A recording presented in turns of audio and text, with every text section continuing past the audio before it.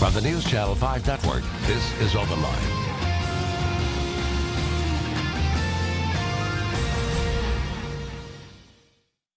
Hello everyone, an emotional show tonight. We want to introduce you to the Tennessee Season to Remember. This is a program, a statewide program, an event really, that's coming up this month that helps the families of violent crime victims. It was started under Governor Bredesen. It has continued now under Governor Haslam. And we are happy to have with us people that can explain this and can talk about the impact. And we invite you, if you know of someone who has been through a hard time, or you yourself has been through a hard time in this way, losing someone to violent crime, to watch, to call in if you'd like. But let me introduce you to our panel here. We have Tina Fox, who is the Director of Victim Services with the Board of Parole. Tina, thank you for being with us. Sure, thank you. Very happy to have with us Marva Taylor Bradford, the family of Taylor Bradford, the mom. Thank you for being with us. Thank you for having us. And Jimmy Hayward Bradford, the father of Taylor. Thank you. Thank you for being here. All right. So Tina, as we kind of set the table here, what is a Season to Remember? What is this? Tennessee Season to Remember is an annual event where we literally honor and remember homicide victims of crime.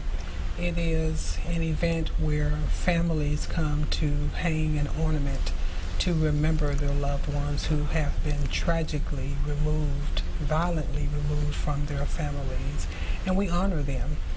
It's an opportunity for families to come to, again, hang an ornament.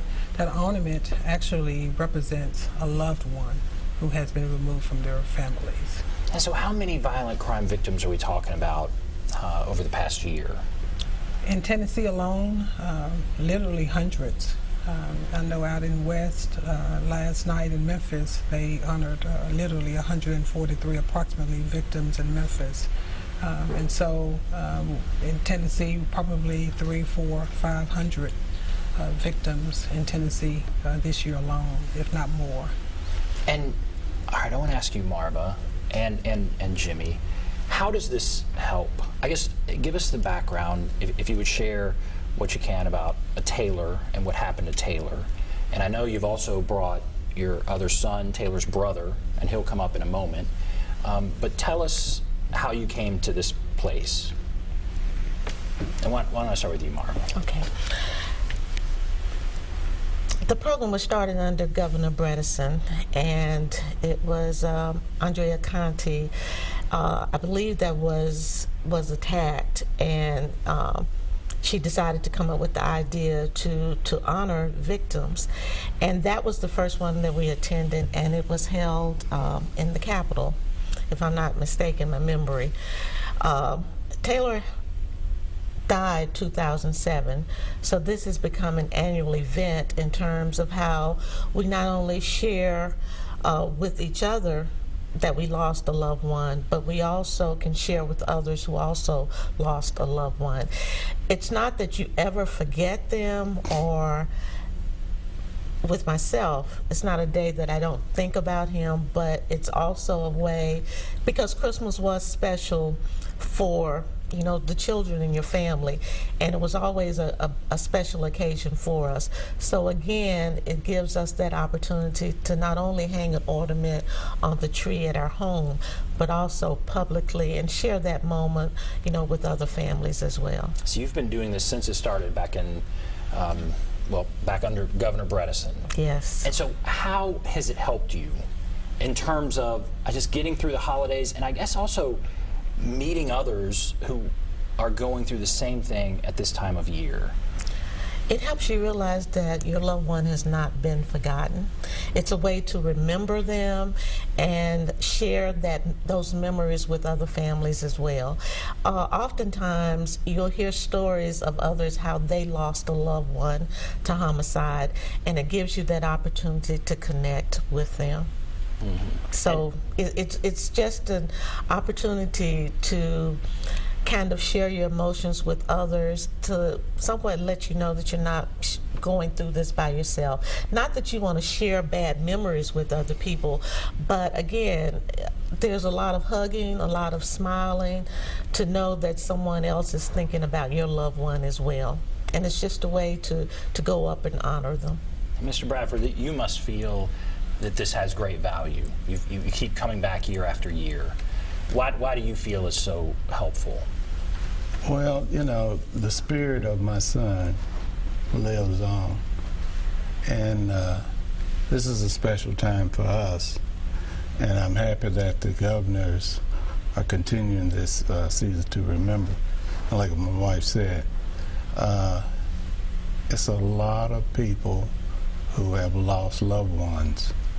And it's amazing when you go to this event and you see people from all over the state.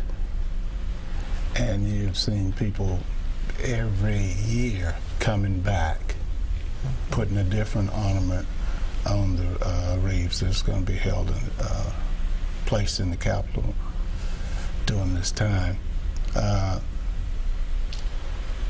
My son was a student athlete at the University of Memphis, and he was shot and killed on campus in September of '07, September the 30th. Half semester from graduating, and it's tough, but this helps our family.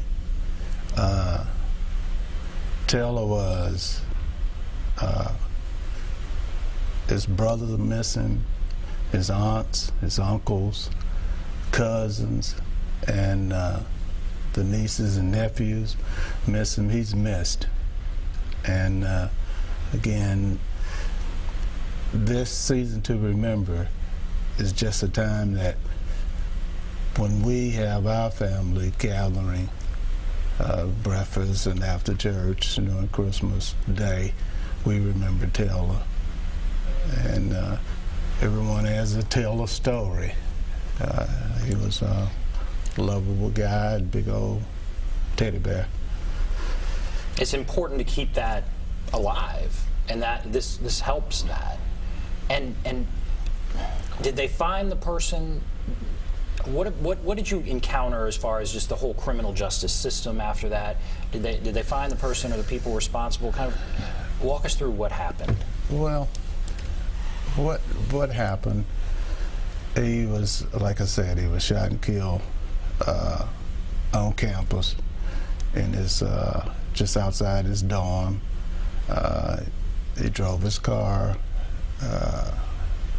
and he wrecked it. And they found him, and then they carried him to the hospital, and he passed. It was 4 guys that it took 4 guys to kill my son, and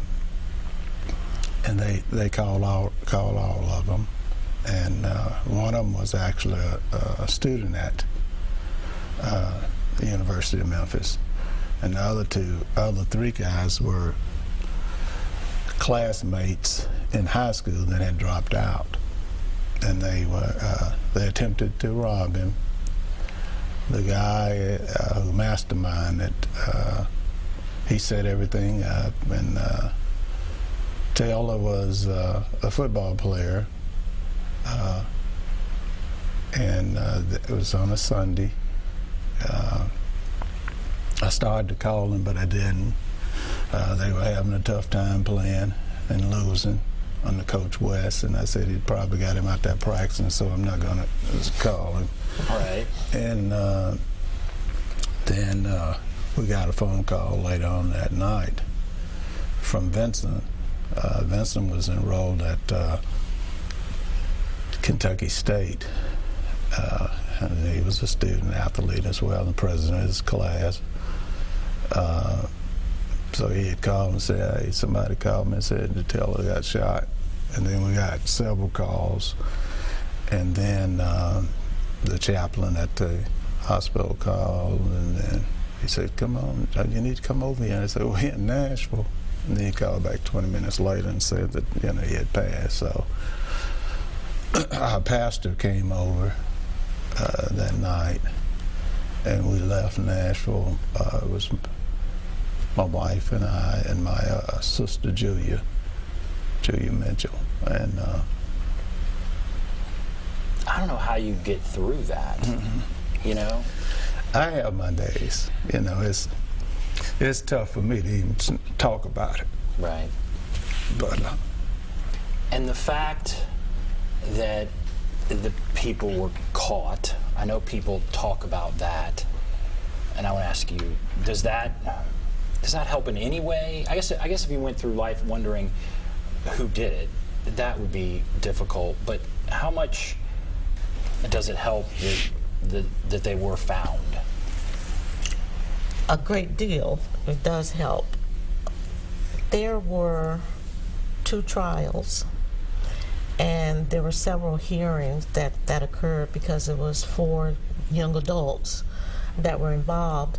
But every time my husband and I made a commitment to each other, every time they had to appear in court, we also appeared in court. So we drove to Memphis several times, and the trials extended out over it took 5 years. Wow. And we went So- every time. Why were there 2 trials? Because there were so many people involved, or was there like a retrial? I'm not really sure. The district attorneys decided maybe how to try the individuals Right. in terms of what the law said.